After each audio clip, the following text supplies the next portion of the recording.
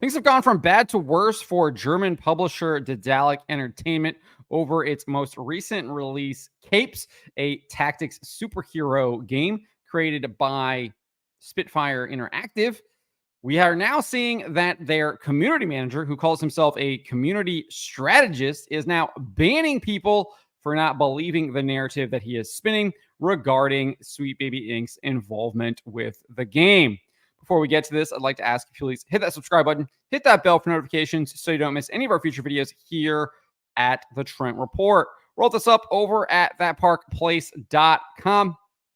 And just to provide some context, if you don't know what exactly is going on, this community strategist whose name is Penta wrote a post titled Conclusive Statement About SBI, where he attempted to explain why there are 12 Sweet Baby Inc. employees listed in the game's credits if all Sweet Baby Inc. did was act as an intermediary to find voice talent. And this idea that all Sweet Baby Inc. did was act as an intermediary to find voice talent is something that came from Penta himself, because he previously made this claim in another thread on the game's forums in response to the game being added to Cabrutus Rambo's DEI detected website, as well as his Sweet Baby Inc. detected Steam curator list. So this is what he originally wrote.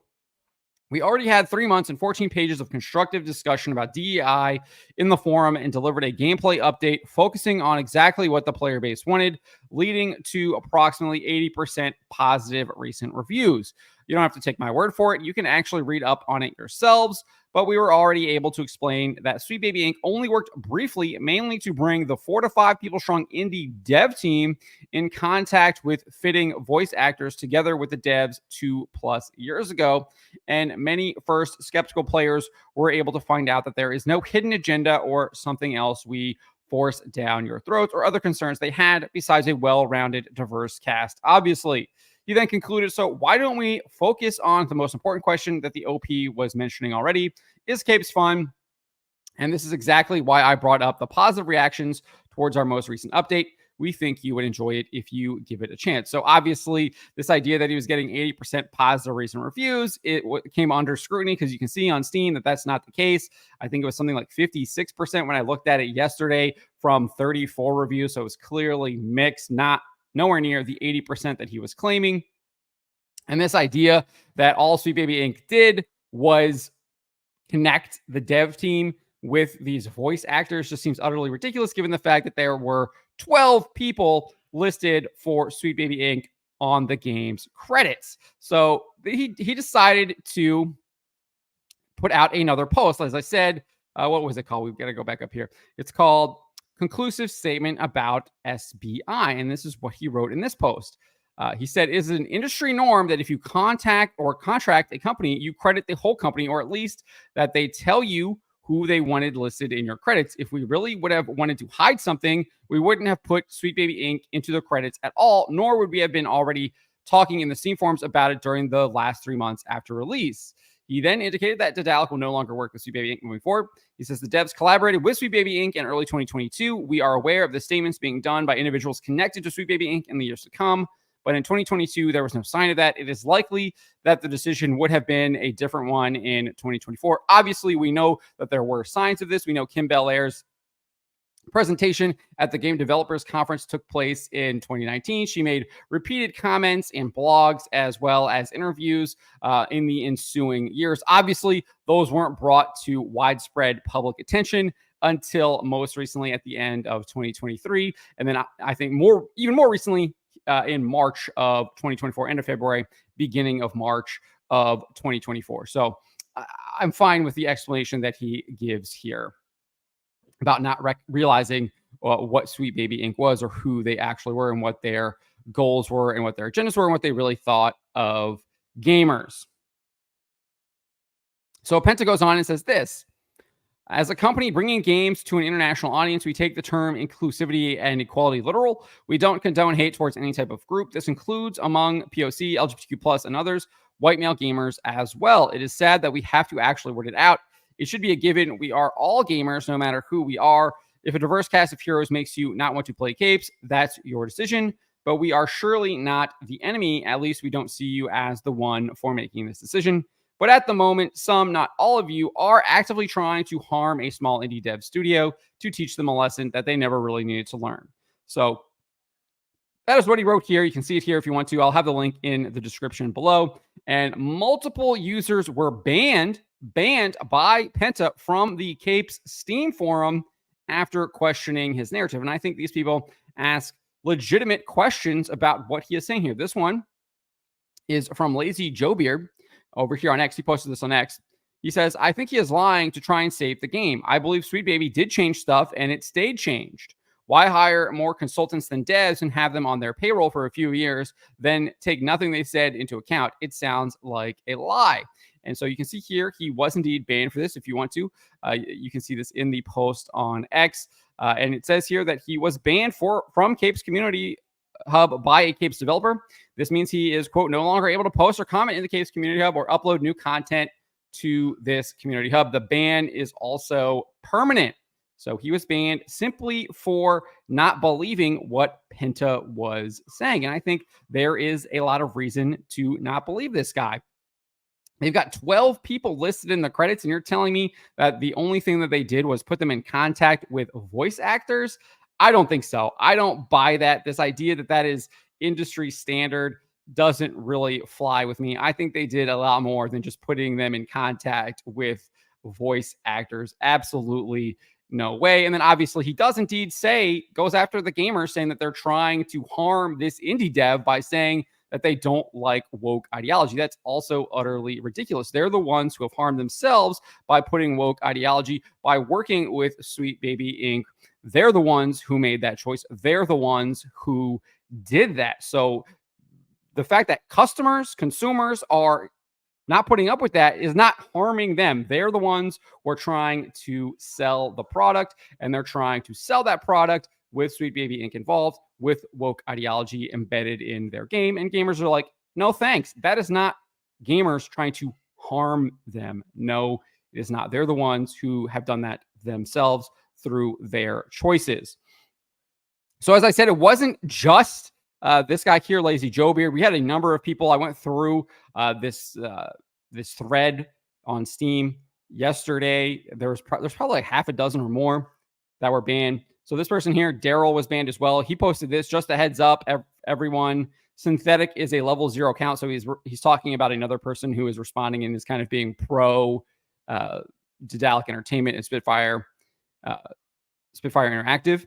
And the way they're commenting, it seems like it's a fake account made by a member of Spitfire or something. Notice how the strategic community dev dude only responds to Synthetic and ignores everyone else, whilst the level 0 account positively reinforced the company by going stuff like all hope and love for the game devs and heart, all these legion of crybabies, us the gamers. This is sickening. If you go through the thread, you will see that the Synthetic guy is making positive statements towards the Daedalic and attacking people who are against woke ideology, against Sweet Baby Inc.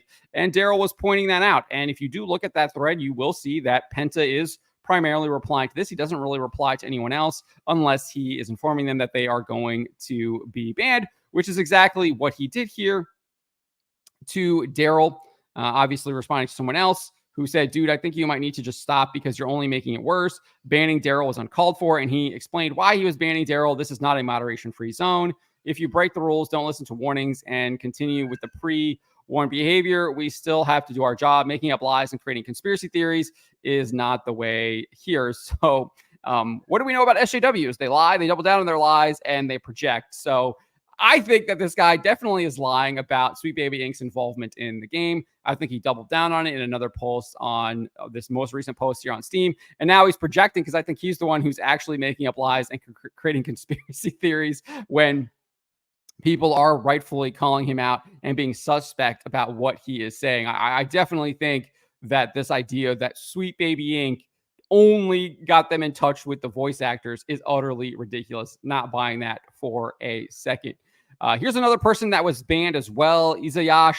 He wrote this. That's a lot of words for we don't want your money because at this point, I will not buy your game. Just because you make a game doesn't mean you deserve business. And any company caving to the insane ramblings of critical X theory deserves to go bankrupt. Give us the dude bro culture back and make quality games for the audience that actually plays your games.